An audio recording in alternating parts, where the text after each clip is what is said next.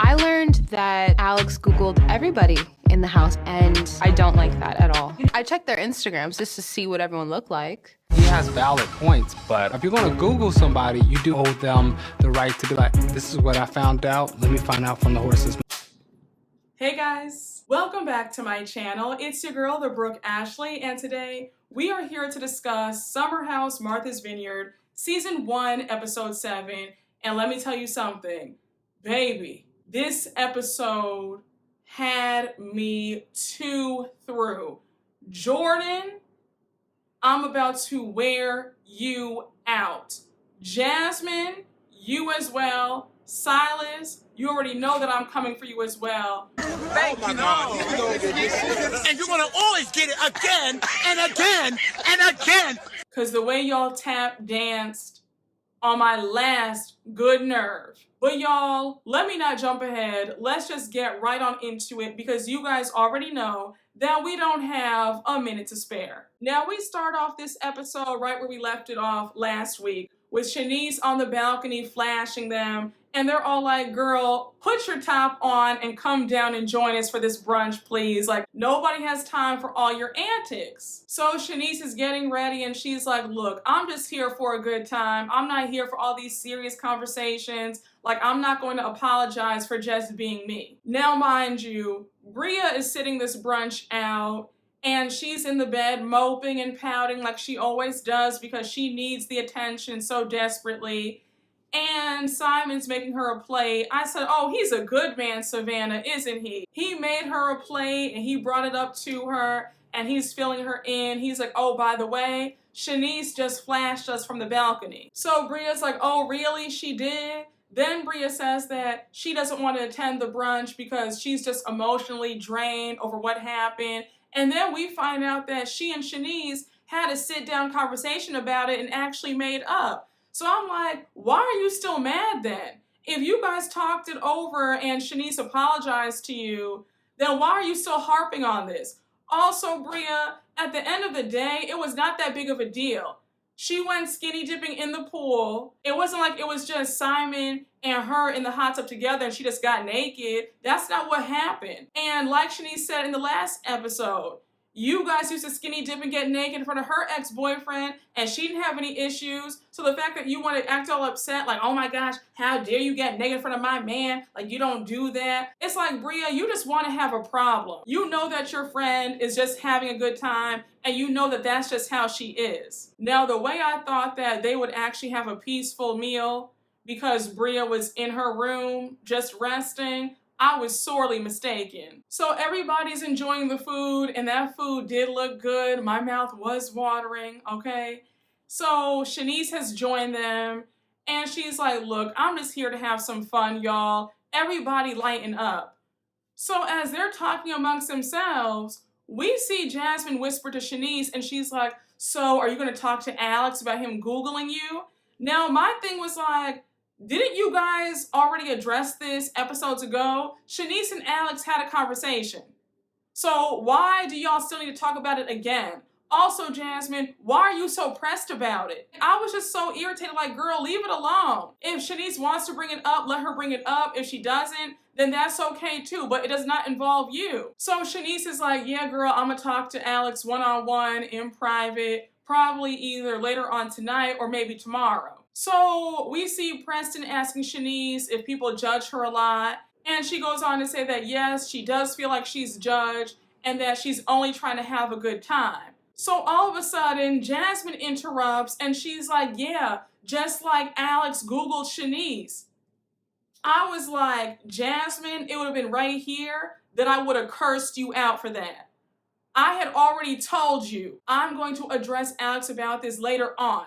Why would you take it upon yourself to bring it up after I already told you to leave it alone and I'm going to have a private conversation with him? You started this whole entire mess, Jasmine. It's your fault. And you're trying to act like you're doing this under the guise of being a great friend and you want to be a peacemaker, but you're really being messy. Now you have Jordan with her aggressive self and her bitchy tone jumping in, and she's pretty much berating Alex. She's like, yeah, Alex, why would you do that? Then she's like, Alex, if you had questions about it, then why didn't you just ask her? So Alex is like, all right, calm down. Like, I'm calling BS on this conversation because it wasn't just me talking about Shanice and this stalking stuff. Like, everybody else had a lot to say. So baby, Bravo played those tapes back, and we see that, sure enough, it was Alex, Silas, Nick, Bria, Preston. They were all talking about the whole situation with Shanice stalking her ex. It wasn't just Alex. So at this point, Jordan's not letting Alex speak. She's screaming about how she lived through this stuff with Shanice, how she was there comforting Shanice when it happened, and how it's not right what he did. Jordan, you haven't met the right one yet because your tone is so off-putting. I want to give you a little bit of grace and say that you probably don't realize how you're coming across and how you're probably a passionate person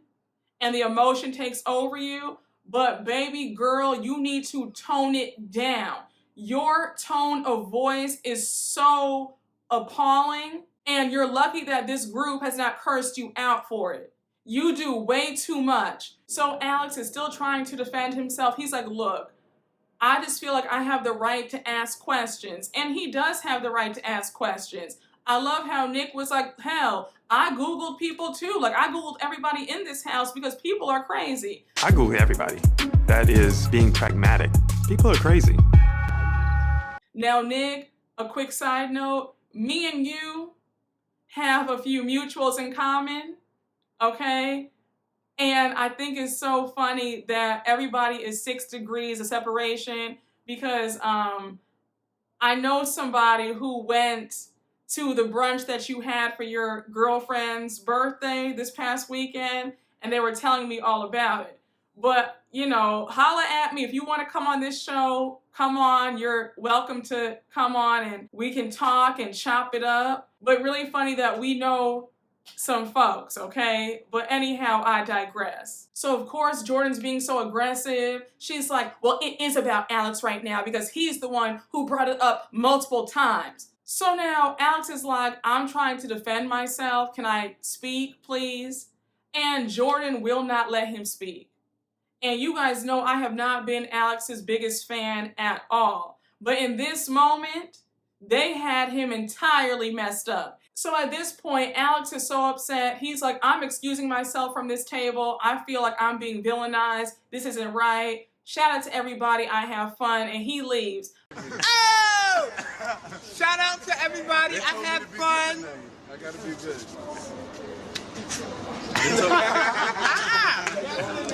I was here for it because I'll be damned if you sit up here and accuse me and make it seem like I'm the bad guy when, one, if anybody did Google Shanice, they would see this come up. 2, it really wasn't that deep. And 3, Jasmine started this whole entire conversation in the first place when Shanice told you she was going to bring it up to him in private. Also, Alex brought this up like, what, once or twice? It wasn't like this has been the main talking point in the house. Nobody thinks about you like that, Shanice. So for them to blow this up and make this an even bigger deal is ridiculous. And also, when you join reality TV, all your skeletons come out. So for you to be upset, even if he was Googling you and talking about it, well, girl, that's just what happens. Viewers are going to Google you, and so are your castmates. So Preston says that he feels bad because he doesn't want people to think that Alex just brought this up. And he's like, you know, I did hear it from Alex, though. Then Jason says, yeah, we're not trying to villainize Alex at all. And now we see Alex come back to the table. And Shanice says, look, Alex, it happened. I was 28 when this happened. If you had questions, you could have asked me about it. Like, that's all I have to say about that. So Alex says, cool, I don't feel any type of way about it. They all toast to forgiveness and peace, and the brunch is over. I was too done. I did not like how they tried to make it like Alex was the bad guy in that situation. And I really wish that people would have had the balls and said, no, it wasn't just Alex talking. I was talking about it too. We all did. They pretty much sat there for him to take all the blame in this conversation. So everybody's back inside the house. For the most part, everybody's chill, having a good time. We see Alex cutting Nick's hair. Remember that Alex does shape-ups. He learned how to cut his own hair when he was younger. He told the story in earlier episodes of how his father had gotten laid off, so the first thing to go was his trips to the barber shop. So he had to learn how to do his own hair. So anyhow, they're all joking around, and at this point, we see Preston, Shanice, and Jordan sitting down on the couch. So Jordan is laying on Preston's chest, and Preston's making jokes about how Jordan is his wife, and now Alex comes over, and he's like, oh, Preston, I heard that you and Jordan are sleeping in the same bed together. Is that true? It's clear that Alex was being playful and just joking around. He didn't mean any harm whatsoever. When I tell you what happened next, completely blew me. I was like, what just happened? Jordan sits up and she's like, Alex, I don't come for your soberness. I don't come for your veganism. So don't come for me. So she goes on about how she hasn't effed anybody all summer. Alex is like, look, I was just joking. I didn't mean any harm. It was just some playful banter. That's it. That's all, girl. It wasn't that deep. So at this point, Jordan goes on this full-blown rant, and she's like, I don't like how you act like my celibacy is a joke, and it's not. Because you made a few jokes this summer sexualizing me. Even though I've posed nude, I'm not this sexual creature. And I'm like, girl, what are you talking about? What does Playboy have to do with this? Like, I was just like, we're going from 0 to 100, and Jordan is making no sense. It is giving that you have regrets about doing Playboy because you constantly bring it up, and in the constant talk about, you know, people to sexualize me everywhere I go.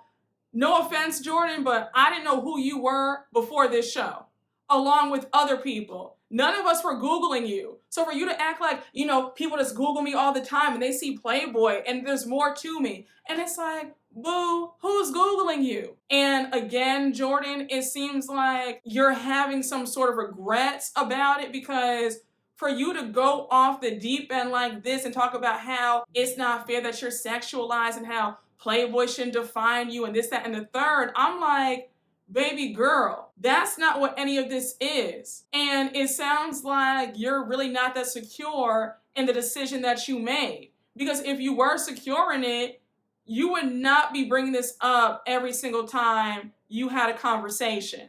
It's bizarre. So Amir jumps in to defend Alex because he's confused. And now you have Jordan screaming at him, and she's like, you've done it too. You've also sexualized me. And when I tell you that Amir was like, wait a second, excuse me? You're not about to have me fired off of this show and stamped with some label as some deviant. He was like, girl, all I've ever done was express interest. I said I liked you, but I have never said anything out of pocket or out of line, so I don't know where this is coming from. And at one point, we see Amir get up and walk into the kitchen. He was not having it. He was pissed. All because Alex made a joke about you and Preston and Amir having a crush on you. It's come to this now. I just said, baby, Jordan, I would have had your bags packed. I would have said, girl, go home. Obviously, this is not the environment for you. Go on. Because, girl, you're sitting up here trying to act like somebody did something to you and nobody did anything. I was so done. I was like, Jordan, what is your problem? Do you feel like you didn't have a moment? And when I tell you, girl, that nobody on social media was on your side because everybody on Twitter was like, what the F is going on right now? What is she crying about? So Jordan starts screaming. She's like, I'm tired of being labeled by men and having no say in the matter. And at this point, she is sobbing. I mean, she is hysterical. It's clear that you're being passive aggressive because you're mad at that joke that Alex made earlier before the brunch.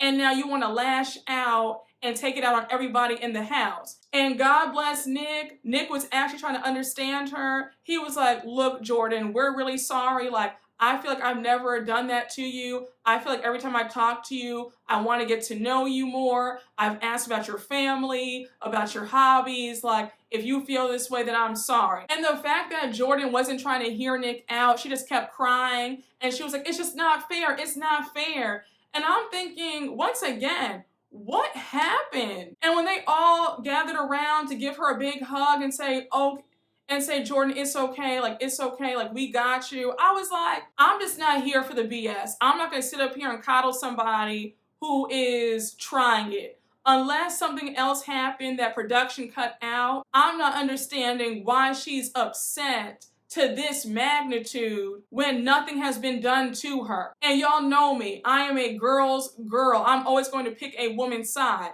But in this case, I was confused. I said, I know I'm not crazy, but I know that what I just watched, that did not warrant that kind of response. You have Amir outside at this point. He's on the phone with his friend. He's like, look, bro, I'm gonna be back home in a few days. I can't wait to see you, but I just got my ass handed to me for expressing interest. Like, I'm done. I don't want to see Jordan come back for season 2. I don't. She is draining. And these theatrics, no ma'am. And the way she speaks to people, absolutely not. So we see Alex, Nick, and Amir in the basement. Alex says, damn, like, I thought I was making a joke, but who knew that it was gonna be triggering, but I guess we know now. So now at this point, we see Silas and Jordan in the kitchen, and then we see Amir. And Silas says, at some point, you two have to talk. So Amir says, look, Jordan, at no point have I ever objectified you. I've been coming to you like a gentleman. And Jordan says, well, how come when I was crying, how come you walked away? And I was like, girl, you're a weirdo. Because in this case, what did you expect him to do? You're sitting up there screaming in his face, yelling about how him and the other guys have objectified you. So at that point, there's nothing more for him to say. I think that anybody in their right mind would have walked away from you too. But they hug it out. You could tell that Amir was just over it. He wasn't even trying to hug her. Because she was like, oh, don't give me that fake hug. I said, girl, after you damn near cursed him out and made it like him and the other men are deviants, who would want to hug you? So now we see everybody in bed and we see Silas and Jasmine talking. And Jasmine says that she felt jealous of Jordan in that moment because Jordan brought the whole house together in a way that she couldn't. Now, I was taken aback by that statement. I was like, what are you jealous of? You're jealous of that? I was really surprised by that. I said, Jasmine, can you explain that to me? Because what exactly were you jealous of? So now we jump to the next morning and we see everybody getting ready for the day after that really crazy and emotional night that they all had the night before. So now we see Silas and Jasmine getting ready, and Jasmine, I guess, burnt Silas's pants. She ironed his pants wrong. He's getting mad at her. He's like, you didn't need to do that. Why'd you do that? Now my pants are ruined. Where's my credit card? Like, I can't believe this. And I said, Jasmine, you are not this man's maid. You are not this man's servant. You are his wife. You do not need to be ironing his pants and his shirts like he's a child. If he wants something ironed, he can do it himself. Jasmine, I saw your comment on my last recap where you said that you and Silas were going through it because you were 3 months into your marriage and it was hard. I understand that, sis. But 3 months in, shouldn't you guys be in the honeymoon phase? And I'm sorry, sis, but from where I stand as a viewer, it looks like you're always walking on eggshells around Silas. And that's not a good look. So we see Preston on FaceTime with his boyfriend, and he's telling him that he's having a good time and he's excited about tonight because he's hosting a dinner along with a pride party. So he wants them to get to know him better, especially with him being the only gay man in the house. For season 2, I think that it would be great if you guys had another person in the LGBT community. I feel like with Preston being the only one, it sort of makes him this side character. And like I've been saying, Preston is the fan favorite and he deserves more screen time and he deserves a better storyline than what he's been given. But anyhow, Preston is excited for the night and now we see him go off to do some grocery shopping for the dinner. And we know that Preston can cook, honey, okay? So I know that that food is about to be on point. Chef's kiss. So now we see Jordan having a conversation with Jasmine and Summer, and she's like, yeah, last night got heated. I had a much needed conversation with Amir, and some things were said that shouldn't have been said, but you know, oh well, it's too late now. I said, Jordan, you caused a whole bunch of chaos and drama for no reason. Again, unless production cut something out, I am still confused as to why you blew up like that. There was no reason for you to go off over a simple joke. But like I said, it was low-key you being passive-aggressive. You were still angry at Alex over that joke that he made before the brunch. And that was your way of getting back at him and everybody else in the house. So now it's time for Preston's soul food dinner. And when I tell you that Preston did that, everything looked amazing. And a quick side note, when Preston was preparing the food and Jasmine and Bria were also in the kitchen with him, and when Amir came in and he's like, oh, so what's the history of soul food? And I'm thinking, Amir, if you do not get on Google and look this information up for yourself, then I know something. Why do you act like they need to educate you on every little thing about Black culture? We get it. We get that you're biracial. We get that you did not grow up with your Black side and you didn't have Black friends. You say it every episode. But honey, you are a grown man. You are almost, 30 years old? It's time for you to pick up a book or Google and find out the history of soul food for yourself. It's ridiculous. Nobody has time to teach you every little thing about Black culture. So now the dinner is over and it's time for Preston's pride party. So they're getting the decorations up. They're all dressed up. And I loved how Preston gave the history of pride and how pride came about. And I was just here for Preston having his moment. So they're all having a good time. Summer was making the drinks, honey. She made those drinks extra strong. I said, I know that's right. So now Preston is like, I want all the straight men in the house to come up with a dance routine. So they all do it, and it was really cute. We saw Jason giving them a body roll. We saw Simon dancing. I said, okay, let me find out Simon has some rhythm. Then we saw, Alex was dancing. Amir got on the pool table. He was giving very much Magic Mike, and they were all just having a good time.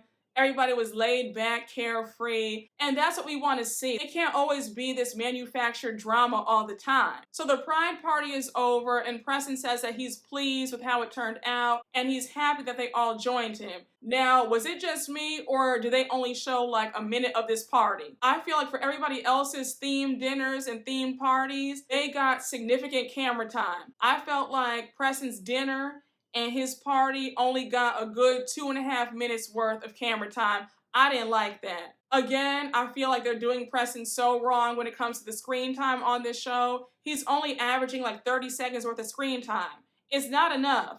You're giving all these other folks who we can't stand all this precious screen time. Give Preston more screen time, please. So everybody's going to bed, and now we see Silas bring up how Jasmine burnt his pants earlier in the day. So Jasmine's like, we're still talking about that? You're still mad? Like, are you serious right now? I thought we moved past that. Now Jasmine is better than me because I would have told Silas, baby, sleep in the next room. You're not sleeping next to me. Because I'll be damned if you're still going to bring up how I burnt your pants. You don't have other pants? And it was the fact that he was cursing at her too. The fact that he said, you effed up my pants. You don't know how to effing iron. I was like, who speaks to their wife like that? You should be speaking to your wife like she's a delicate flower. That's your wife. That's your woman. Like, how dare you? Silas, you are making yourself look like a big asshole. And come season 2, if you guys are back on the show, I hope that you guys do a complete 180. So now it's the next day and we see Shanice packing up. It's her last day in Martha's Vineyard and she's sad. She says that she had a good time, but she was not expecting for them to be so serious all the time. And I was like, again, girl, Martha's Vineyard is too far for you to only be there for 2 days. Like, damn. So we see Jasmine in the kitchen and she says that she had a great time last night until Silas ruined it over her ruining his pants. So we see her still making breakfast for Silas. She brings it up to the room. Remember that Silas works in finance, so he's on his laptop, and he does not eat all of the food. He's like, well, you know I can't eat all this. You have bread and potatoes by me. Like, I don't eat all this starch. So Jasmine's like, are you serious? All this food is about to go to waste? So Jasmine's really upset, and then she says, I know that the first year of marriage is the hardest, but I'm exhausted right now, and I don't know if we have what it takes to stand the test of time. Now, that is a huge red flag. The fact that you're saying that and you're only 3 months into your marriage, that's sad. Now, if you're married, please let me know in the comments what your experience was like. I remember my parents both told me that the first year was easy. They said that it was just the easiest thing. They loved it. My mom was like, oh my gosh, the first year should be like a cakewalk. So to hear that her first year is just this hard and this sad, I'm like, is that normal? I would think that your first year as a married couple should be the easiest and the most fun, right? No, yes. Again, if you're married, let me know. If you've been married for years on years on years, let me know that. If you're a newlywed yourself, let me know that too. If you're somewhere in the middle, let me know that. Like, I am dying to know. Bottom line, you and Silas have different ideas of what you think a wife is supposed to be. And you're trying to twist yourself to be what Silas wants. And Silas expects that you should know what he wants. It's just a problem. I don't like how chauvinistic Silas is, the way he speaks to you, all that cursing. Absolutely not. Silas's laptop would have been thrown out the window. It would have been right in that pool. I wish you would talk to me like that. If you don't like my breakfast that I made for you, make it yourself. Or better yet, order something on DoorDash or Uber Eats. But how dare you? Baby, this episode really had me going through it. I was like, wow, y'all are doing the absolute most. But definitely a very entertaining episode. Next week's episode is the finale. When I tell you, that finale looks crazy. You saw Bria and Summer getting in each other's faces like they want to fight. And then Bria's dog is jumping up like he wants to bite somebody. Then we see Silas and Jasmine going at it. It's about to be a hot mess in that house. But y'all, one thing about it, you guys definitely need a reunion because Jordan, Jasmine, Silas, Bria, Amir, damn near everybody needs to be on the hot seat. But y'all, that was my recap. Thank you all so much for watching. I hope you all enjoyed it. And you already know what to do. Please make sure to like, comment, and subscribe. And I will see you all later. Bye.